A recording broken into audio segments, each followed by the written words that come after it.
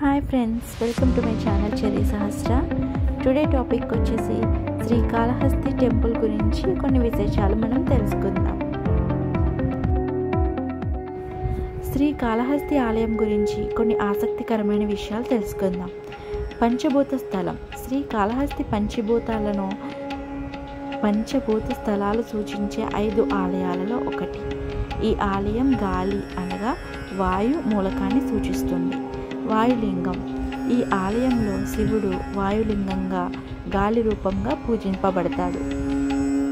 ఈ ఆలయానికి శ్రీకాళహస్తి అనే పేరు శ్రీ అనగా సాలీడు, కాళ అనగా పాము మరియు హస్తి అనగా ఏనుగు నుండి ఉద్భవించింది. ఇది ఒకప్పుడు అక్కడ శివలింగాన్ని పూజించి మోక్షాన్ని పొందింది. ప్రత్యేక పూజా సాంప్రదాయం.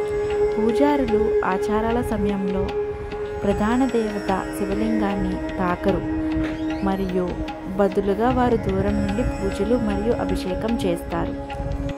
గ్రహణ సమయంలో తెరిచే ఆలయం.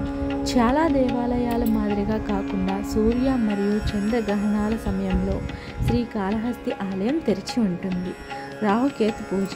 ఈ ఆలయం రాహుకేతు గ్రహాల నివారణకు ప్రసిద్ధి చెందింది మరియు ఈ గ్రహాల ప్రతికూల ప్రభావాలను తగ్గించాలని కోరుకునే భక్తులకు ఇది ఒక ప్రసిద్ధి గమ్యస్థానం. కన్నప్ప ఆలయం. భక్తుడైన శివభక్తుడైన కన్నప్పకు అంకితం చేయబడిన ఆలయం. ప్రధాన ఆలయం పైన ఉన్న కొండపై ఉంది మరియు మహాశివరాత్రి పండుగ సందర్భంగా మొదటి పూజ అక్కడ నిర్వహించబడుతుంది. నిర్మాణ అద్భుతాలు. ఈ ఆలయం 120 అడుగుల గోపురం మరియు 100 స్తంభాల హాలుతో సహా క్లిష్టమైన శిల్పాలు మరియు నిర్మాణ వివరాలను కలిగి ఉంది. చారిత్రక ప్రాముఖ్యత. చోళులు, రెడ్డులు మరియు విజయనగర సామ్రాజ్యం వంటి వివిధ రాజవంశాల నుండి వచ్చిన విరాళాలతో ఈ ఆలయానికి గొప్ప చరిత్ర ఉంది. గోపురం పునర్నిర్మాణం. కృష్ణదేవరాయ రాజు నిర్మించిన ప్రధాన గోపురం 2010లో కూలిపోయింది మరియు 2017లో దాని అసలు రూపంలో పునర్నిర్మించబడింది. నవగ్రహ మండపం లేదు.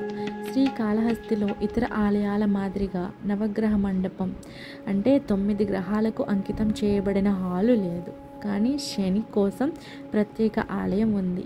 భారతదేశం నలుమూలల నుండి భక్తులు. భారతదేశం నలుమూలల నుండి ప్రజలు రాహుకేతు పూజలు చేయడానికి మరియు ఆశీర్వాదం కోసం ఆలయాన్ని సందర్శిస్తారు.